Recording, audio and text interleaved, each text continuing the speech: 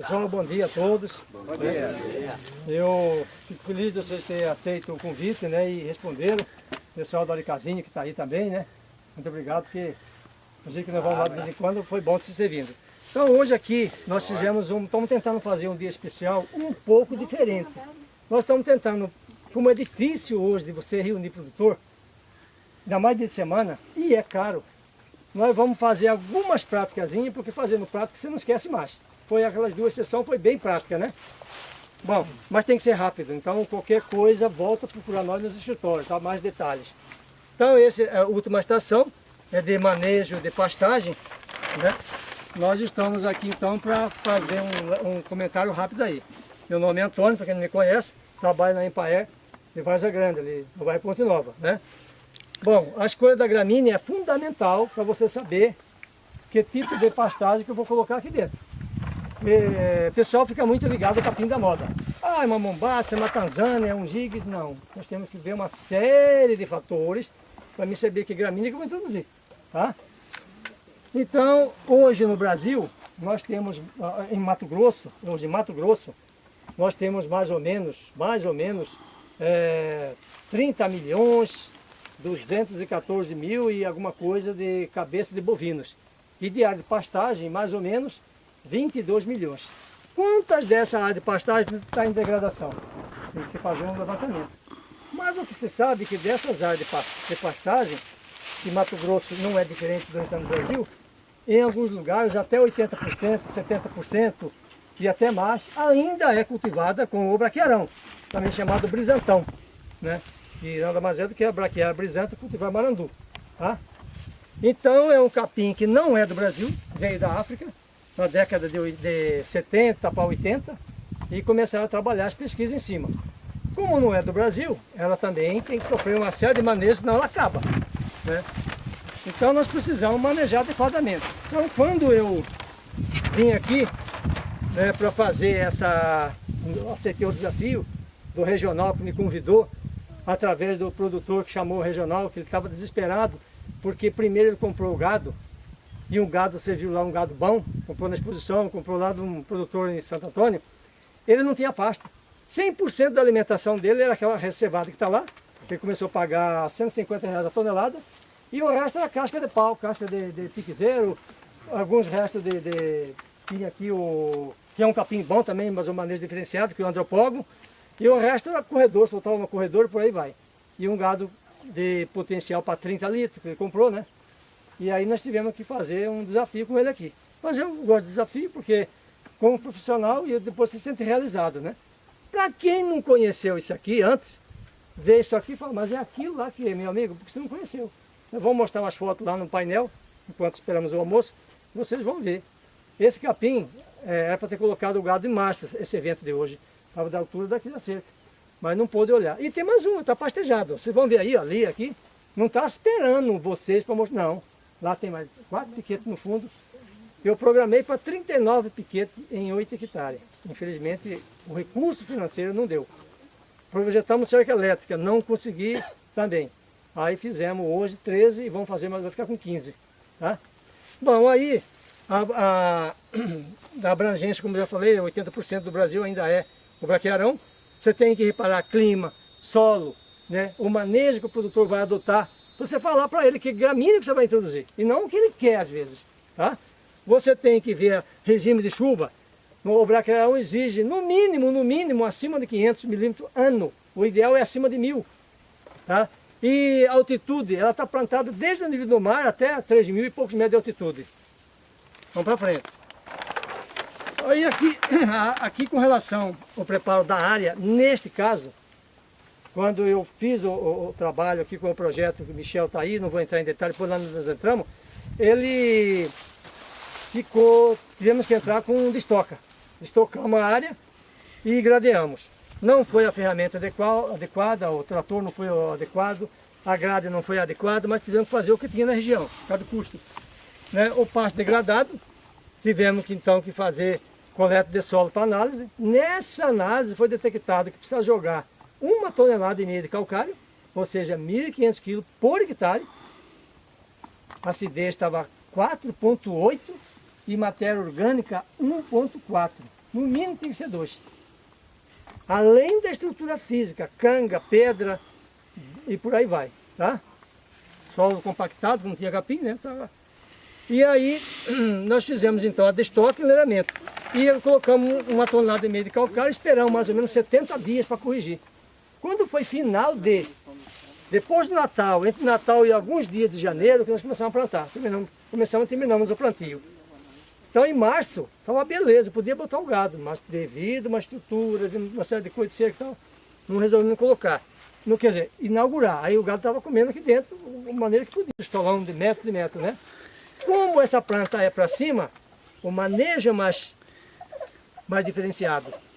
Você tem que obedecer a altura para saber que hora que tira o animal. Porque o animal vem com a língua e passa aqui, decepa. Depois que passou de 20, ele começa a ter problema de quê? De falta de reserva, falta de clorofila na folha. Seca, não é irrigado. Nós temos régua para medir, tem tudinho, mas o produtor não tem. Então, lembrete, não deixa passar de 20 centímetros. Chegou no 20 centímetros, desperta o alerta, tem que mudar o gado de pasto. No caso do braqueirão, que é o nosso caso hoje aqui, tá bom? Mas aí os trabalhos, tudo aí, indica que ela pode formar torceira de 1,20 m até. Mas quando eu adoto o sistema do pasto do animal, o dente da vaca, com mais a língua, e vai decepando, e atinge o meristério apical, aquele tutanozinho que está dentro, força o quê? O perfilhamento basal, que eu quero.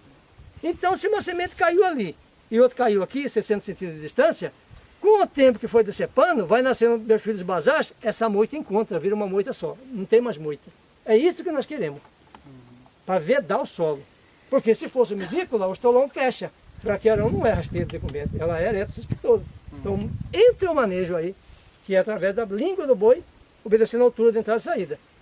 E aí ela também pode chegar a 1,5 m, 2 metros de altura. Pode, estava aqui no mês de março, nós colocamos no final de março, estava nessa altura, o braqueirão.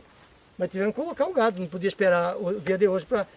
Ela tem rizoma também, dentro das raízes normais, tem um rizoma, a raiz rizomatosa que penetra e vai horizontalmente ao solo. Raízes profundas, pode chegar a 2 metros, 2,80 m, 3 metros, depende de como que eu preparei o solo. Eu preparei com uma ferramenta adequada, subsolador, arado tombador, aí eu gradeei, eu peguei um terço do calcário indicado, botei gesso. Então uma série de fatores que eu fiz, a minha raiz vai aprofundar. Se eu coloquei parte do gesso substituindo o calcário, ele vai carrear também para levar para baixo. Então a estrutura do solo está macia. A raiz vai lá embaixo, vai buscar água na seca. Se eu passei uma ferramenta fraca, uma grade que o disco não é mais grade, já está igual um disco meu, aquilo corta isso aqui, ó. A raiz vai chegar aqui e vai fazer isso, ó. Na seca, a água está lá embaixo, não pega, né? Foi feito isso aqui? Não. Por que que não foi feito? Porque o dinheiro não deu. Nós tínhamos conhecimento, mas o dinheiro não dava. E ninguém vem aqui por pouco, e não vem aqui para ganhar R$ 1.750 para formar, que o custo de todo o negócio para formar os 8 hectares de pasto, de ferramenta. O cara não vem, não sai de Cuiabá para vir aqui. Cigarrinha, ela também não aceita, como várias gramíneas, né? Mas nós estamos mais preocupados, além da Diógenes, né, e da Zúlia, essa aqui, a Marranarva fimbrionata, que veio da cana, essa grandona, essa detona.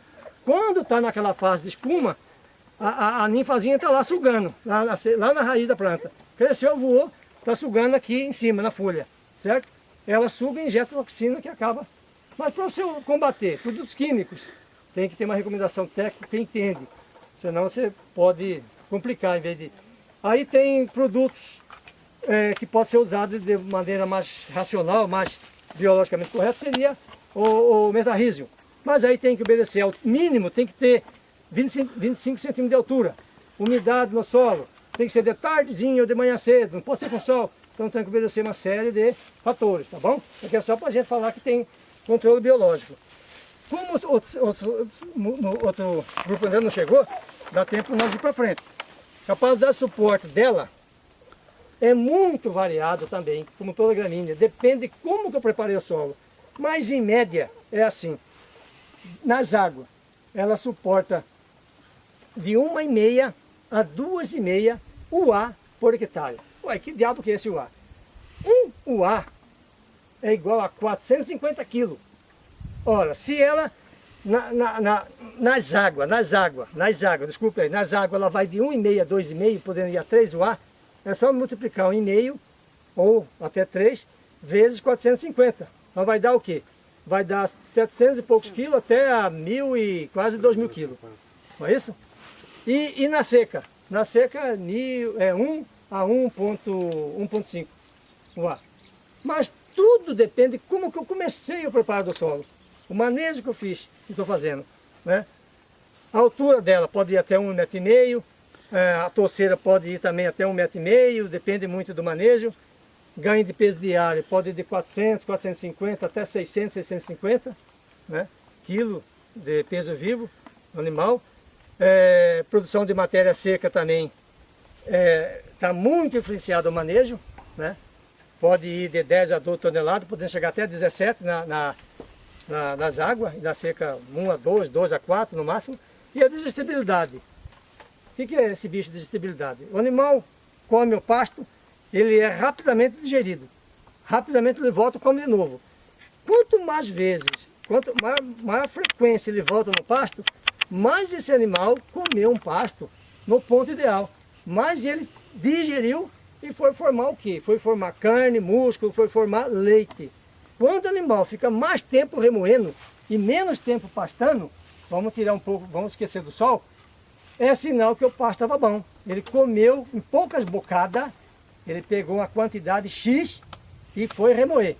Quanto menos altura, ele deu mais números de bocada no pasto, demorou mais tempo no pasto, demorou mais tempo para remoer. Então ele voltou menos a comer.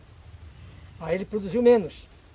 Outra coisa também, então tem que ficar quando mais alto? Não. Se passar também do ponto, ele está fibroso. Aí aumenta o quê? Aumenta o teor, vamos falar assim, a palavra até, a lignina, tá, ficou duro, está fibroso. Aí o animal demora mais para digerir, demora mais a voltar a comer. Tem menos proteína. Aí eu tenho que entrar com sal proteinado para ajudar. E aí a conversão diminui. A conversão não é boa, ela não dá o que nós estamos esperando. Então a digestibilidade e a proteína é fundamental, porque depende da altura que está influenciado no nosso manejo. Proteína varia de 7 a 15. 7 é o mínimo de proteína bruta que precisa lá os micro-organismos do rumen ter para ele começar a fazer o processo digestivo. Tá? Essa aqui é a propriedade de Celso. Fizemos uma reserva legal dele. Ela tem 19 hectares. Como eu falei, ela tem 19 no memorial descritivo do cara que passou para mim aqui, do engenheiro que mediu. Mas na escritura tem 18. Eu fiquei sem saber, fiz em cima de 19. Vamos ver aqui que acima vai falar depois, né? Aí ela tem mais ou menos 7 hectares, eu deixei para reserva. Que ela, lá no fundo, vem aquele mato, lá que vai reto lá, faz um martelo assim na cabeça, aí ela vem fraudando, e vai terminando por aqui assim. Então é um corredor. Nós estamos hoje nós estamos mais ou menos por aqui assim, né? Aqui é só, não está dividido como está aqui, né? Aqui é só para... Lá no fundo tem 4 divisões, 4 piquetes, sendo que tem 2 piquetes de 0,55 e 2 piquetes de 1,21. Lá dá 3,5. Aqui tem 4 piquetes de 0,45 e um de 0,70, dá 2,5 hectares. E aqui do lado de cá tem 4 piquetes de 0,4 e de 0,45 e dá 12 hectares. Nós formamos lá no fundo de todo esse lado aqui e recuperamos aí. Aí não entrou adubo. Aí riscamos e jogamos semente, né? O dinheiro acabou e tal. O pai do Celso, que está ali, foi um dos que fez o plantio. Eu também fiz e foi um dos que me jogou adubo. E aí nós vínhamos atrás do trator, que foi gradeando, depois de 70 dias que nós demos o período para o calcário, né, fazer efeito, já estava mato, né, crescidinho. Aí passamos uma grade e atrás do trator, né, Sotero, nós vinha jogando as sementes. É complicado, porque eu falo assim, se nós fôssemos o super-homem e tivéssemos uma visão, uma supervisão, e eu vou fazer uma representação aqui, como que seria um grão de semente batendo numa pedra. Alguém jogou uma semente, ela veio em câmara lenta, a desse morão é um cascalho, que é o que mais tem aqui. ela batia aqui, ia para o lado, Deus sabe aonde. Então aquela conta que eu fiz no VC, aquele jeito que eu joguei, ué, mas eu não joguei ali, saiu ali. O que influenciou? Laje, canga, cascalho. E na teoria, lá sentado, a gente não imagina isso. Por isso que você tem que vir, tem que analisar o solo, tem que olhar o que gramínea que tem na região, que está dando certo, e não trazer um pânico da vida que está na moda, que não funciona aqui, às vezes. Agora, se é difícil formar um pasto, é muito mais difícil manter o pasto formado. Porque manter o pasto formado, obedecendo o produtor, obedecendo a recomendação técnica, a hora que eu ponho o gado, a hora que eu tiro o gado, é que vai fazer com que esse pasto dure aí 5 anos, 10 anos, 12 anos, né? E não eu achar que está na hora de colocar, não, você tem que obedecer. E para isso, porque aqui não vai ser irrigado, funciona como que funciona? Primeiro, plantio adequado, todo o preparo do solo. Divisão de pastagem. Se eu dividir o pasto, eu tenho hoje eu uso aqui, amanhã eu uso lá, depois da manhã lá, eu não vou seguindo por ordem de crescimento numérico. Tipo, número 1, hoje número 1, amanhã, número 2. Não, não é assim. Vai para que piquete? Não sei. Vai lá e vê a altura. Aqui que está na altura, põe o gado. Não é isso? Beleza. Então, divisão. Tem custo? Tem, mas tem cerca elétrica de baixo custo, que isso aí é caro. Cerca fixa é caro, põe cerca elétrica. Aí tem o problema do quê? Aí tem o problema que eu, mesmo fazendo divisão, mesmo fazendo rotação, obedecendo a altura de entrada e saída, eu não tenho umidade no solo, porque, né? Aqui nós temos no Mato Grosso 2 estações bem definidas. Tropical seco e tropical chuvoso. Então só temos um clima tropical, não temos outro aqui. Verão seco, né? E tropical no verão assim com chuva, e nós não temos aquelas estações que por aí tem. Solo desafiador. Então temos que fazer o quê? Esse manejo. E quem que vai segurar então esse gado todo, se meu pasto não vai suportar? É a capineira. Aí ele vai passar menos horas no pasto, porque o pasto não está conseguindo atingir o crescimento, e vai receber mais suplementação no coxo. Cana, com outros aditivos que alguém falou lá, não vou falar. Tá bom? Então é fundamental dividir. E eu queria também aproveitar e falar disso aqui, ó, que ninguém repara. Se você obedecer, vai ser o primeiro grupo, porque os outros grupos não deu tempo, é muita coisa, mas o que nós temos que ver é o valor cultural da semente. Quando você compra o saco de semente, você vai ver lá um VC. VC nada mais é que o valor cultural. Eu dei 2 exemplos para gravar aqui. Vamos supor que tem um lote, que o VC dele é 40, o lote A. Um saco de semente, está lá, VC é 40. Outro saco do lado, eu chamei de lote B, o VC é 20. Olha a diferença. Qual que eu vou comprar? Eu vou comprar o lote B, que custa R$ 3,50 o quilo, ou vou comprar o lote A, que custa R$ 5,00 o quilo? Eu vou comprar mais barato, não sou besta. Primeira pergunta que eu vou falar isso aí, não é verdade? Eu vou no mais barato. Mas vamos fazer conta, não terminou ainda. Aí, só que ele é mais barato, mas vai germinar pouco, olha como é baixo o VC dele. O outro é mais caro, mas lá, o VC é mais alto. Aí eu venho aqui embaixo, vou continuar. Quanto de semente que eu vou gastar? Como que é a conta? Eu pego nessa faixa aqui, isso aqui está, eu só coloquei, mas vocês vão ter que procurar lá no escritório, que isso aqui está relacionado às braquiárias em geral, que vem até aqui. Daqui os Maasai, tem essas continhas para fazer, para usar aqui, esse número que vai aparecer aqui em cima, ó. Tá? Esses fatores aqui, esses. Aí, eu coloquei 350 e dividi pelo VC. Deu o lote B, eu vou gastar 8,5 kg mais ou menos. O lote B, os mesmos 350, mas eu dividi pelo VC dele, que é 20. Lá, eu vou gastar o dobro, 17 kg. Aí você pega aqui no preço. O preço da A é R$ 5,00 o quilo, mas só vou gastar 8 kg. O preço da B é 3,50, mas vou gastar 17. No final, o que parecia que era caro, que era R$ 5,00 o quilo, ficou por 43. E o que parecia que era barato, que é 3,50, ficou por 61. Então, o que parecia que era caro, ficou barato no final. Então, quem que manda? É esse bicho aqui, ó, VC. Tá? Para isso, gente, vocês têm que procurar o escritório da Empaé, procurar um técnico qualquer. Por quê? Porque são continhas só puxas para chamar a atenção, aproveitar o dia de hoje, né? Que daqui a pouco vai começar o preparo do solo, né? Preparo da área para plantar. Não adianta comprar semente de atravessador, porque não tem garantia. Aí vocês vão jogar dinheiro fora, tá bom? Não pode fazer 10 hectares, não. Vou fazer 1 hectare, mas bem feito. Eu vou dividir. E aqui temos uma régua que vou aproveitar para ficar metido perto de vocês. Eu ganhei lá da Embrapa, né? Que a gente está fazendo os cursos lá com a Embrapa, de Sinop. E ela tem aqui vários tipos de capim, olha lá, ó. Xaraesh, que é o MG5, Maasai, Tanzânia, Mombasa, né? E por aí vai. Aí o Marandu, que é o nosso caso, a Decumbis, o Midícola. No caso do Marandu, vamos falar do Marandu. Braquiária, brisanta, cultivar Marandu, chamada braquiarão ou brisantão. Tá vendo o vermelho aqui? Aí como tá longe, eu cheguei lá em casa e botei, já escrevi, 20 centímetros. Quer dizer o quê? Eu chego na altura do relvado, palavra difícil, né? O que é essa porcaria de relvado? Relvado é quando a folha deita, ó. Você tem uma folha, por exemplo, deitou aqui, ó. Deitou natural, não que eu pisei. Vamos supor, deitou aqui. Essa é a altura. No geral das plantas você vê a média dos relvados, das folhas que estão em relvado. Essa tá, e essa tá. Como ela já está em pastejo, já decepou, né? Aí, ó. Onde que está o 20, que é alerta? Está lá embaixo, ó. Podia ficar, podia comer até aqui ainda. Daqui para baixo tem que tirar. Chegou no 20 de altura, tira o gado lá. Acendeu a seta vermelha, o sinaleiro vermelho, ninguém pode passar.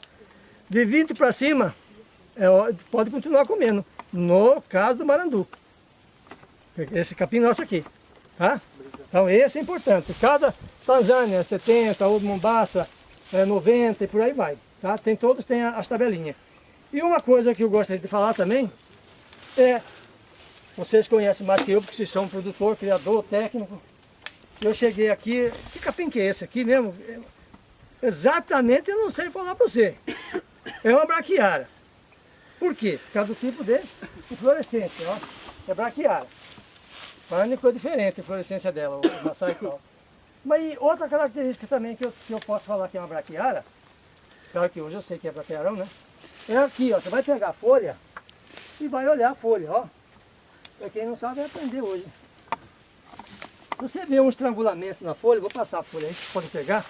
Aí me acompanha aqui. Ela vai ter uma dobra. Vocês estão vendo uma dobrazinha aqui, ó? Tá vendo? Parece que eu fiz isso, ó. Você olha assim e olha assim. Toda braquiária tem isso. Repete aí. Você pega a folha e tem umas que tá bem embaixo aqui. Você vai olhando de baixo para cima, ó.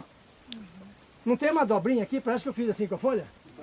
Olha lá. Tem umas que tá aqui, mas tem umas que tá bem aqui assim, ó. Tem umas que tá mais aqui. Toda braquiária tem que ter esse estrangulamento. Agora observação. Nem tudo que tem estrangulamento é braquiária. Você entendeu a confusão? Aí sim. Toda braquiária tem, mas nem tudo que tem é braquiária. Exemplo, folha de bambu. Tem, mas não é braquiária. Mas toda braquiária tem que ter. Aí você vai olhar o que então? Agora eu vou olhar a floração dela. Como que é o tipo de semente, ó? Você bota uma turma para cá, assim. Olha lá como que é da cana. Diferente.